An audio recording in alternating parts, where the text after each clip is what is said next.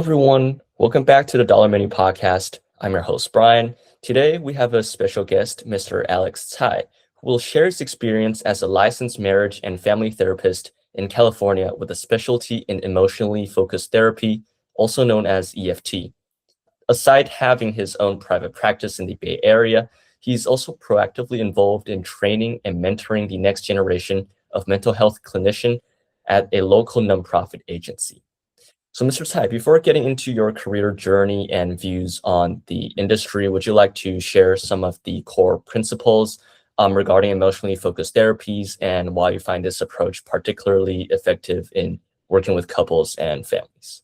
Yes. So first of all, thank you, Brian, for having me here. And hi, everyone.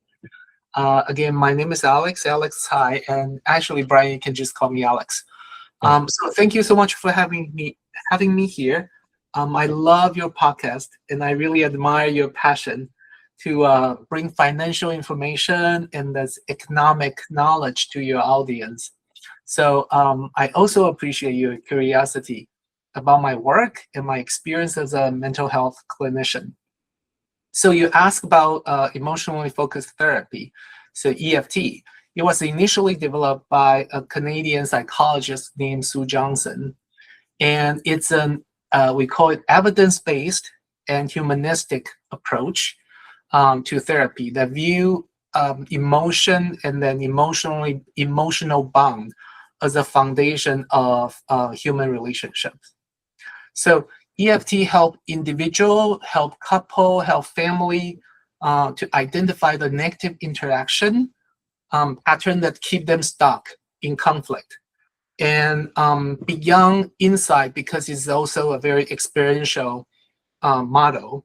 So we emphasize assessing and expressing underlying emotions and their needs and fears, and in a way to foster this genuine connection between themselves and others.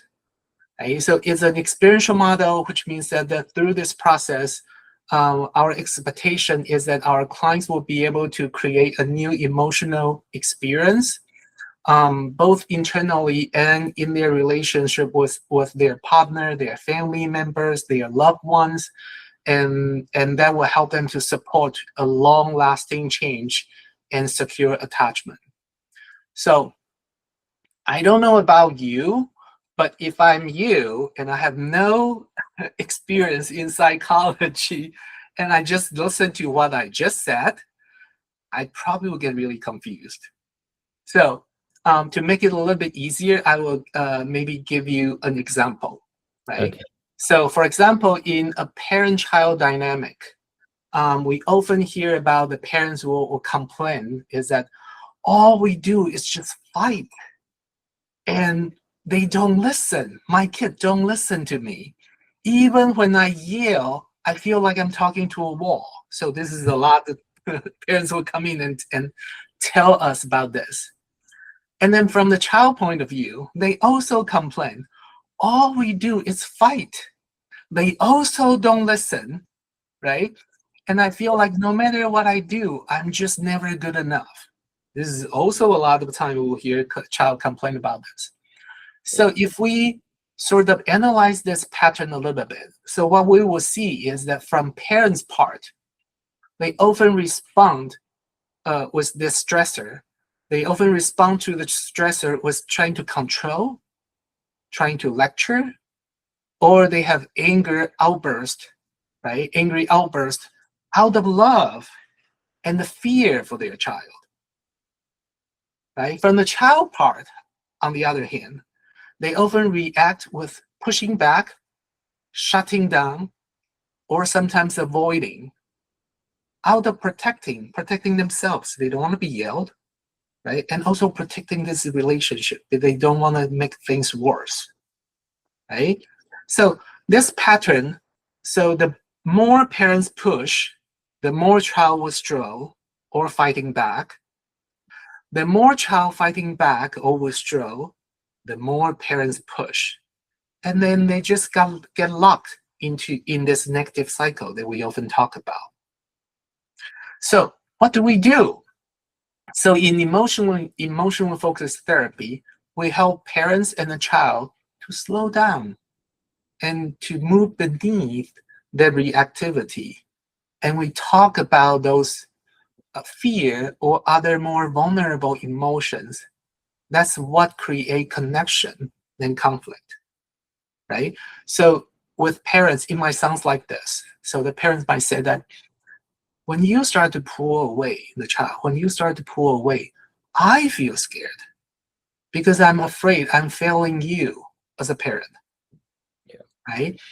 And the fear that's what lead me to fight, to try to control the situation and raise my voice.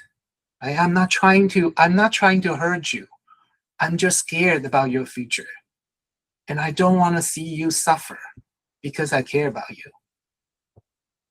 Right? So this is the parents, we will eventually help the parents to talk in a way like this. And from the child part, it might sound like this, right? So they would talk to their parents in a way that when you are angry and raise your voice, I feel like I failed you, right? And you are, and that you are disappointed in me, and that hurts. And that's why I pull away to protect myself and to avoid making things worse because our relationship matters to me. So by being able to help parents and child to talk in a different way, we are the goal of our therapy is to help them to increase their emotional awareness, to assess their attachment needs, right? And also be able to express them clearly, authentically, while also experiencing this safety within their relational bond.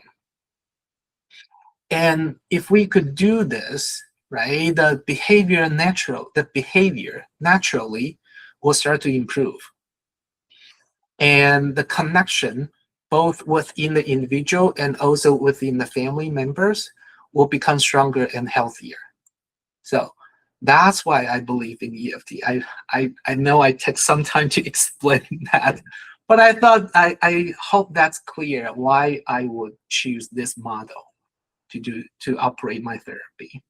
Yeah, it totally makes a lot of sense. And I guess the approach from towards like a more like emotional attachment side is like somewhat like very effective since it directly targets like the source of avoidance between relationship within families or couples.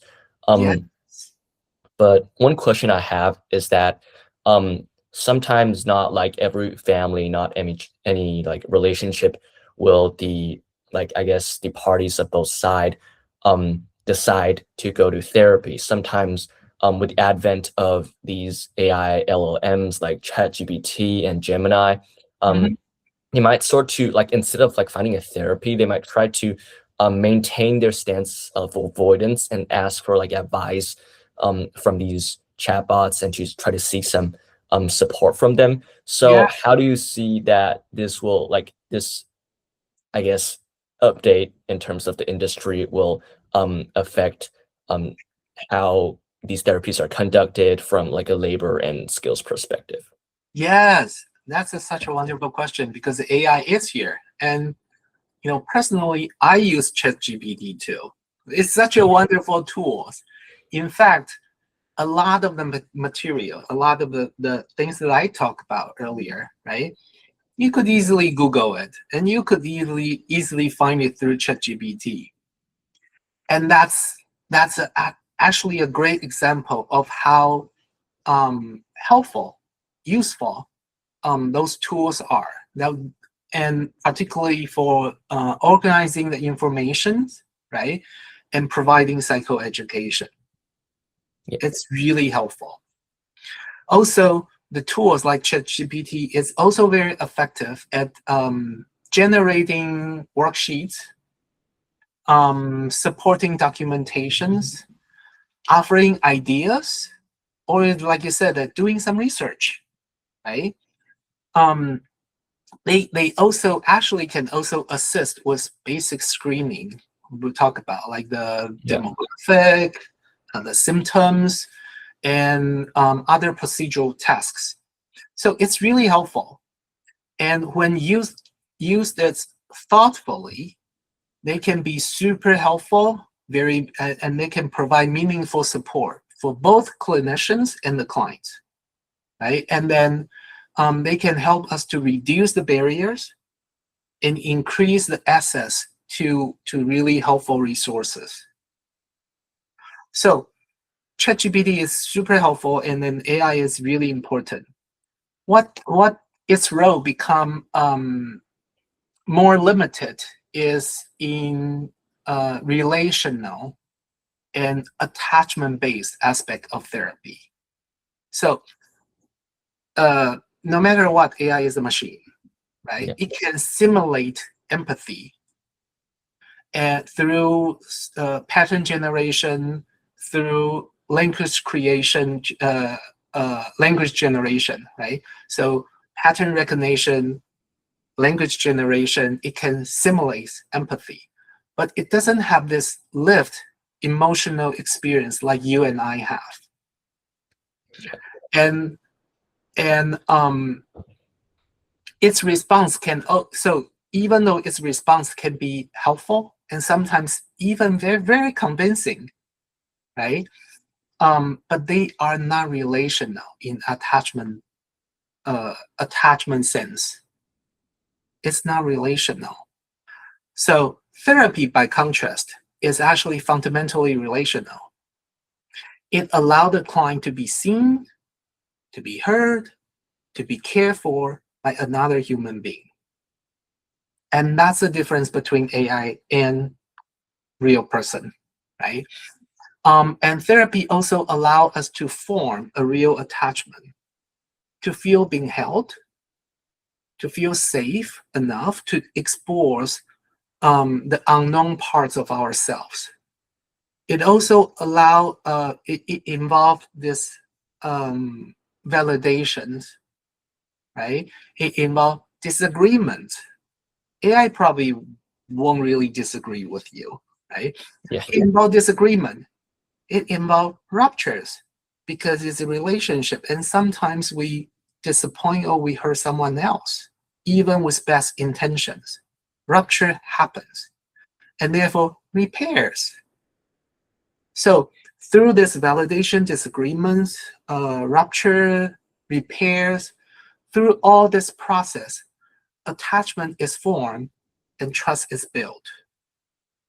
Right? And then we learn that because we learn that even with the best intention, another person can fail us and we might feel hurt, and still we can choose.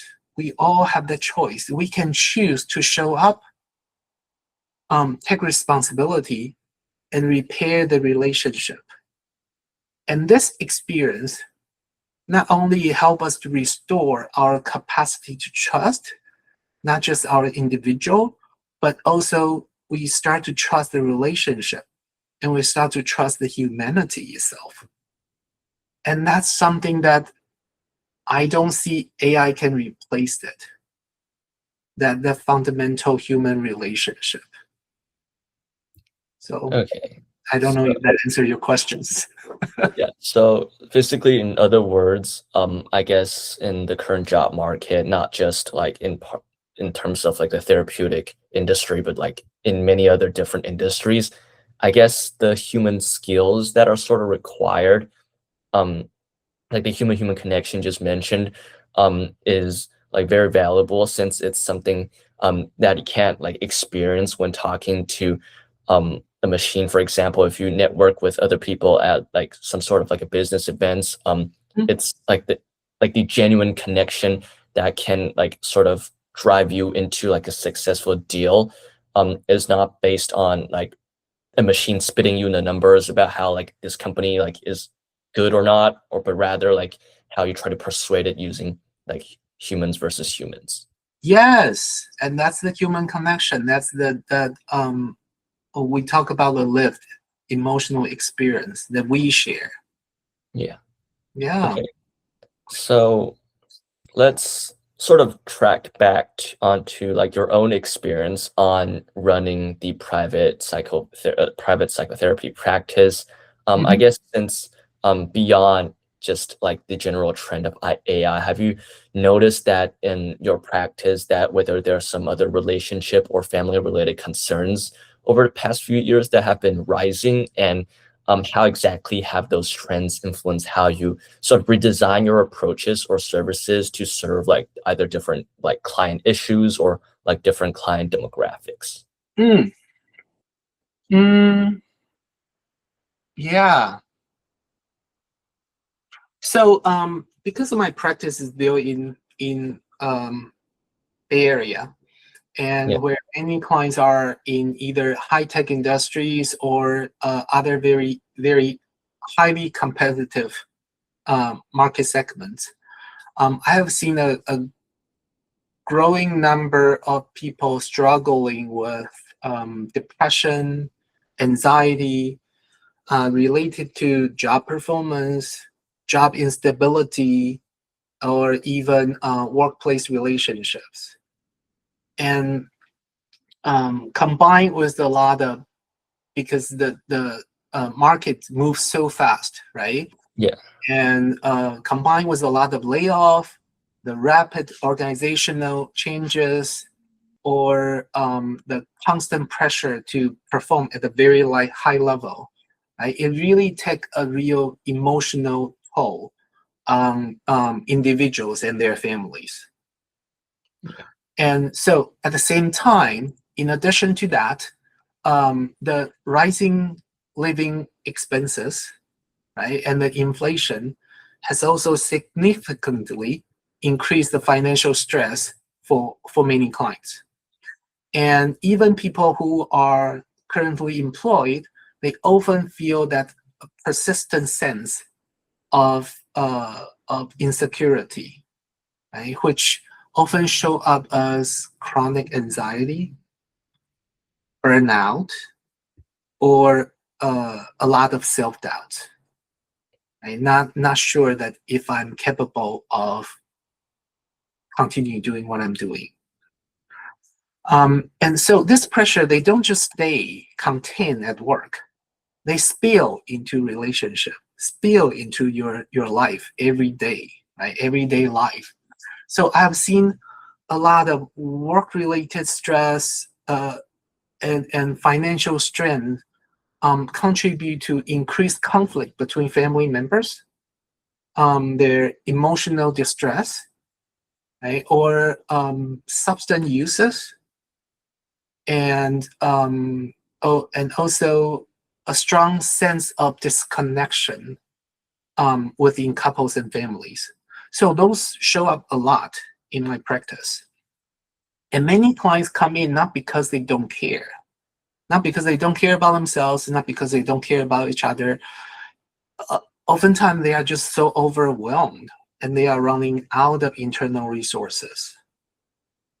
So, what I do is I focus on supporting clients to slow down, practice healthier coping skills, right? And then helping them to understand how external stress often affect their emotional responses, and helping them to explore their underlying fear and needs and advocate for themselves. So in this way, um, they are able to start to enhance their mental resilience, and also strengthening their emotional safety and connection, and so that we can prepare them to navigate the pressure they are facing in life. So that's what I do in my practice. And I also run a few workshops to help couple and family to practice their communication skills, and then also strengthen their connections. So I do a lot of that. I does that answer your questions? yeah, it sort of does. But I'm also sort of wondering in the sense that since you mentioned that in Bay Area, a lot of these, a lot of your clients are coming from these high tech industries. would you sort of say that the reason of why that these burnout and stress spill out, like from work spill out into relationship, is because um where they're just like so drained out that they couldn't sort of like have like they sort of feel a bit um less happy or eager to engage in another relate like the burden and responsibility of relationship, Hmm. or would you say that since in a high tech industry, like sort of the overall culture is that if you aren't like owning your own startup or like running successful business, basically you're still like not worth of value or something, and they carry this sort of like lack of identity through their relationships. Everyone is different, so Yeah. it's hard to generalize to say that why they come in, feel what make them feel they are feeling. So it's really hard to say there's just one or two reasons. Yeah. So, but all you said could be valid, because there are a lot of clients coming in because of this high pressure at work, and they just simply don't have any other bandwidth to deal with relationship or even taking care of themselves, Mhm. right? And they also, there could be someone who is struggling with identity. So I think everyone's different, but regardless, the symptom show up will remain the same, either depression or anxiety. So the first step is always help them to find a healthier way to cope with the symptoms. And then we start to slowly helping them to explore what's happening internally for me and what do I actually need, because your needs and my needs could be very different, right? Yeah. The same for our clients. So we slowly to help them to identify, oh, what's the fear, what's the need, and then how can I communicate my fear and my needs more effectively to that, first let myself know, right? Myself know, and then maybe I can do something different about it. Or I can ask for help, my partner and my families, right? My parents, right? We could find different way, or my colleagues. And so we help them to start to identify my own needs and then advocate for it, asking for help. And so that we help them to build a better relationship, not just with themselves, but also with other people they care about. People care about them. Yeah. Gotcha.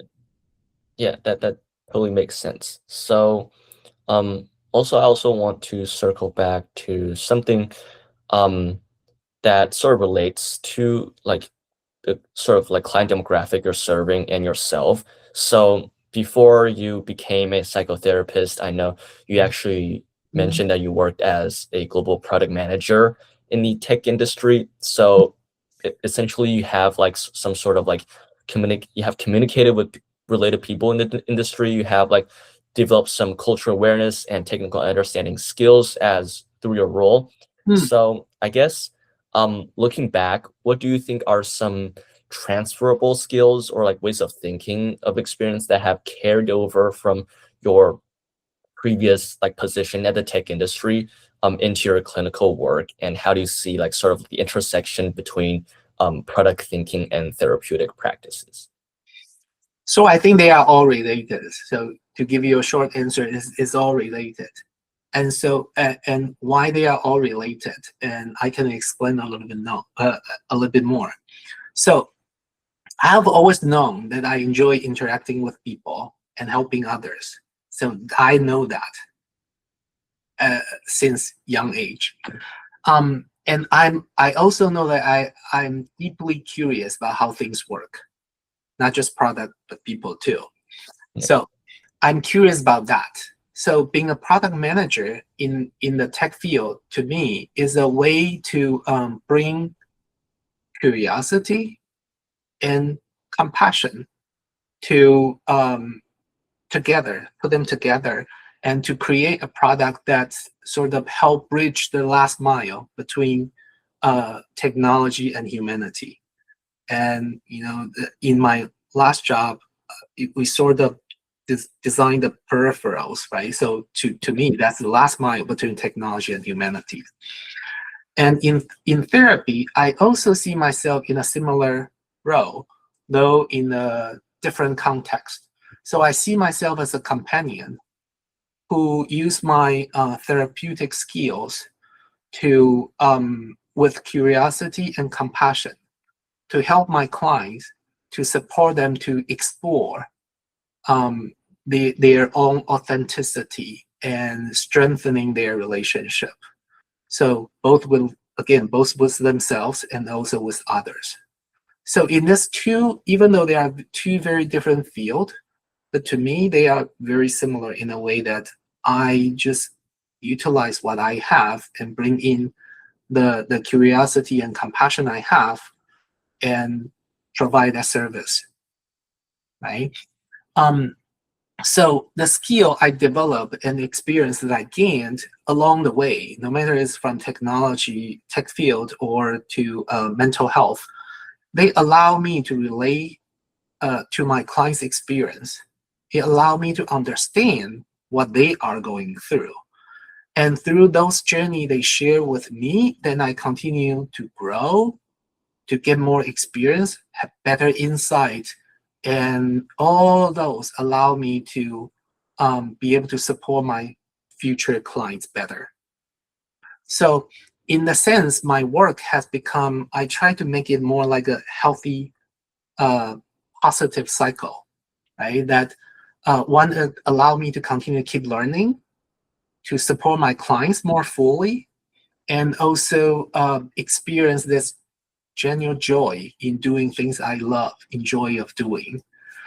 So I feel very lucky to be able to do what I do. Okay, so essentially, I guess you sort of, I guess what sort of motivated into you transitioning to a different career, like aside from like your genuine interest and compassion, it's also, I guess, more um in terms of curiosity, where you're not just curious about now how product works, like each product in the tech industry work, but rather now you're focusing on how you channel into this curiosity to sort of try to know more about your client and to try to allow them to sort of at the same time explore their, I guess, their own current issue, and like for you to sort of develop your pathway or like your treatment for them to mitigate out of the situation. Absolutely. So curiosity to me is such a wonderful tool to join. So by showing that curiosity, we join with our clients, and so that they are not alone on this journey. Right? Yeah.